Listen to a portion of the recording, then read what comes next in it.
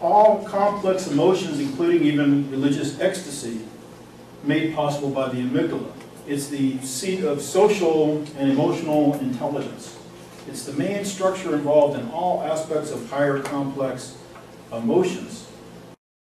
The amygdala is directly linked, the medial, the older, more ancient part of the amygdala, is directly linked to the caudate putamen, which is also known as the striatum, which is located in the central part of the frontal lobe, which has massive interconnections with the motor area and also with the cerebellum and brainstem.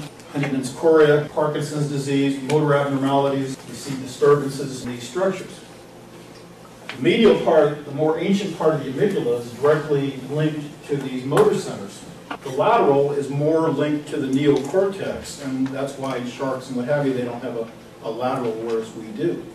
The lateral and the medial amygdala, we'll just consider it together. You go into the amygdala, as I said before, you stimulate it, a certain area, and the person or animal will first feel anxiety.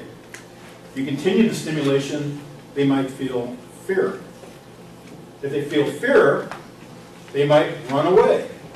How might they run away? Because it's acting on the striatum, which is involved in motor activity.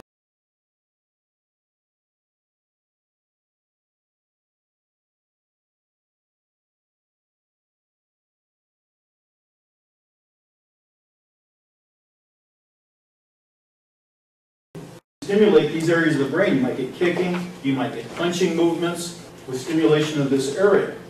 So the amygdala is interacting with the striatum, and the striatum will be the topic of another lecture.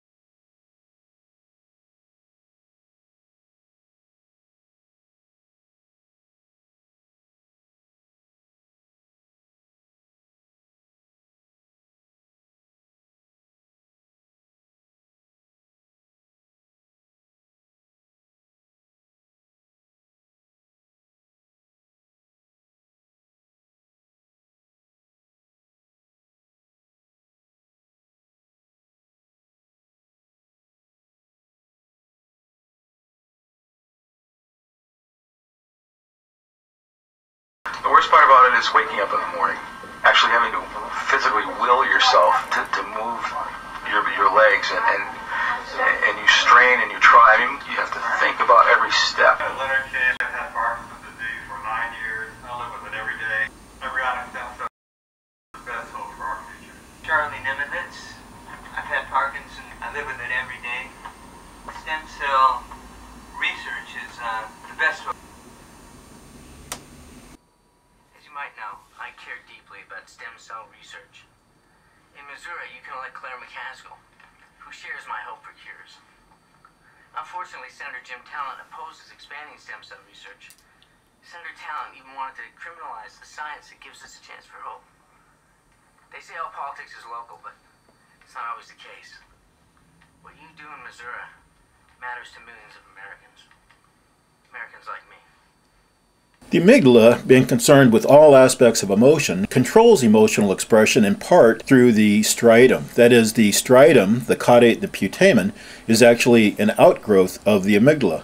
Therefore, when a person becomes extremely frightened, they might run or they might strike out, and this is made possible through the motor centers within the striatum.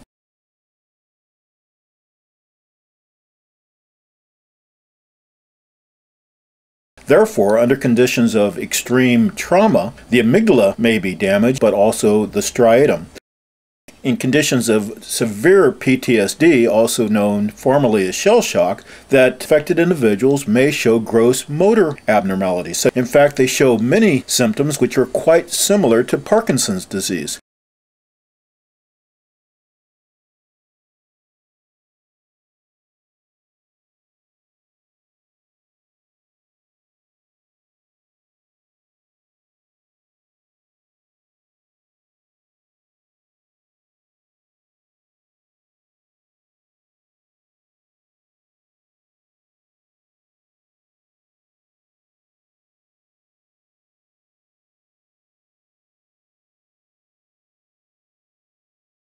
The link between Parkinson's disease and the more severe motor abnormalities of PTSD, in turn, could be directly related to the striatum. Let's consider in PTSD, when under severe stress, not only does cortisol levels go up and norepinephrine levels go down, but dopamine levels also go down. And as we also know, structures within the brain might begin to atrophy under prolonged stress.